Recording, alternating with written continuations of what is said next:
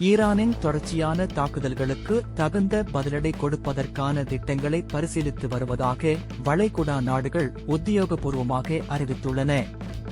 Saudi Arabia, Kuwait, Bahrain, Qatar, ஐக்கிய அரபு அமீரகம் மற்றும் ஓமன் ஆகிய நாடுகளை உள்ளடக்கிய வளைகுடா ஒத்துழைப்பு சபை இணைந்து வெளியிட்டுள்ள பரபரப்பான கூட்டறிக்கையிலேயே இந்த தகவல் தெரிவிக்கப்பட்டுள்ளது.